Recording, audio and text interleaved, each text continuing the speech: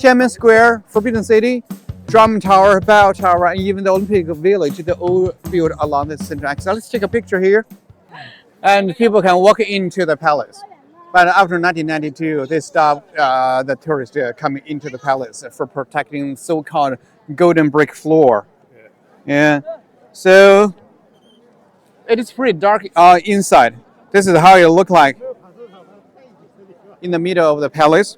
Very similar to the furniture we saw in that furniture hall. The throne and the screen. The only difference is the color. Those two pieces of furniture are gilded, wearing one layer of gold. Okay? And this is how it looks like from the side of the palace.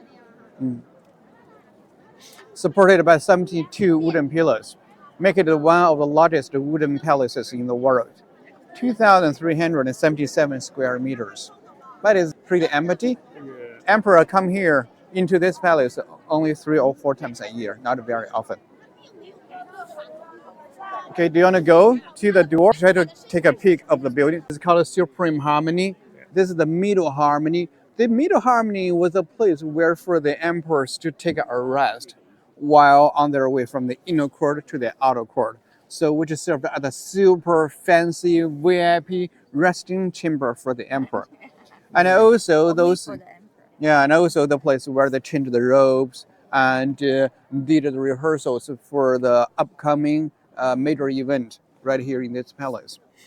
And this building, this is the banquet hall, where the emperor entertained the ministers, high-ranking officials, foreign ambassadors back in the days. So that's why it's nicknamed the banquet hall. It is also the place where for the emperor to host that famous imperial examination. That is the highest level of examination in that examination system. The highest level, which consists of 4 levels and worked out in China for 1,300 years, started from the county level, provincial level, national level, and imperial examination. And 300 of them would have the honor to pass through those different levels and enjoy the imperial examination right here in this palace. So those 300 people, they were the best from the best. They were the elites from the elites. They were the elites from 3 million scholars from this country, because it is extremely difficult to pass through even the basic level, the county level examination. When you pass through the basic level of examination, you would enjoy the privileges of not participating the labor services or being exempted from the from miscellaneous taxes. And more importantly is you don't need to drop your knees to the local magistrate.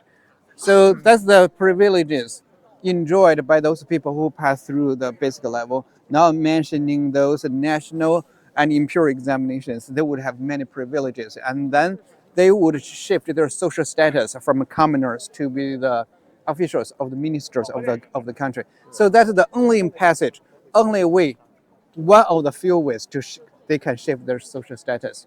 Another way is to get yourself castrated to become the eunuch.